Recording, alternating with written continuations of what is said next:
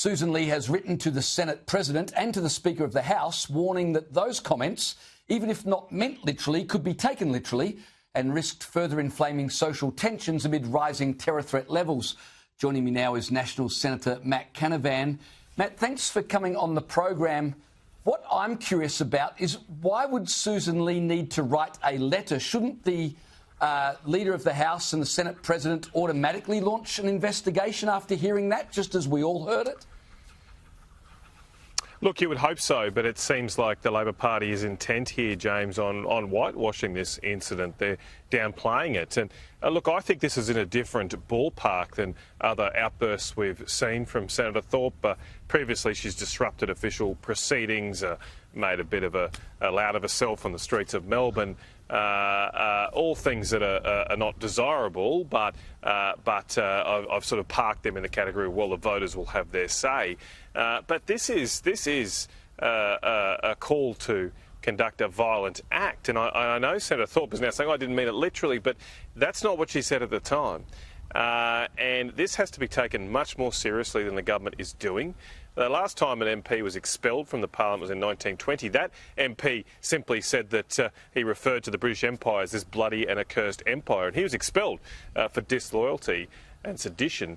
Now, I don't know if we want to go exactly there yet, but there has to be steps down this path. There has to be serious sanctions here for any MP that is suggesting somehow the Parliament should be burnt down, or there should be any kind of violence towards our parliamentary democracy. If you're a member of that representative democracy, you shouldn't be able to get away with saying that should no longer exist.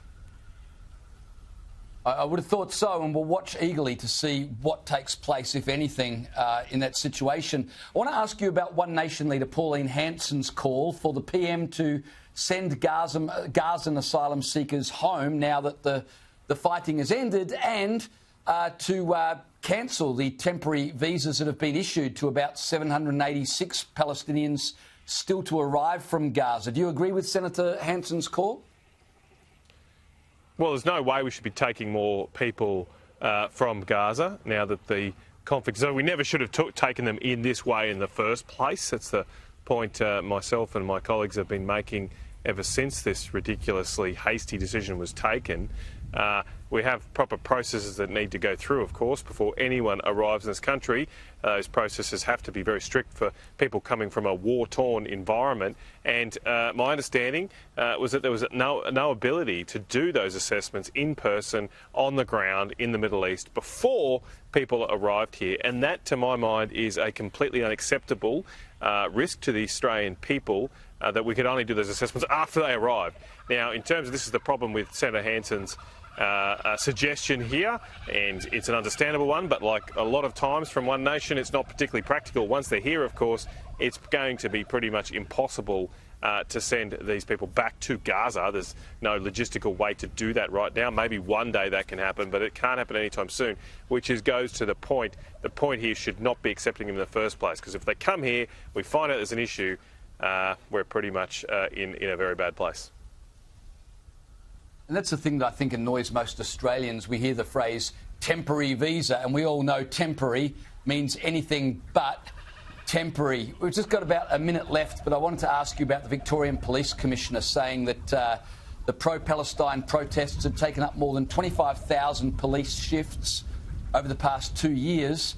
And he says that because police have been rostered to oversee the protests, that's meant there's more crime in Victoria, without doubt, than there otherwise would have been. How do we stop these protests? 2 years, there's now a peace deal. What's the solution here, Matt?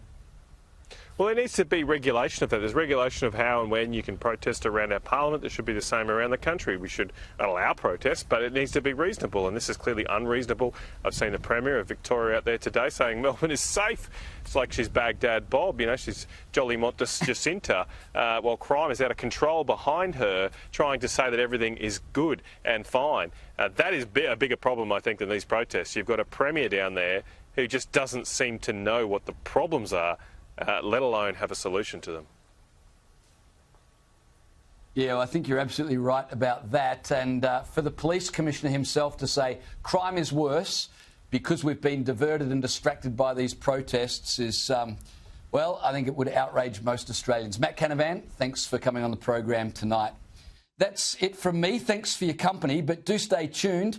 Coming up is part 2 of our 3-part documentary, Australia, A History, hosted by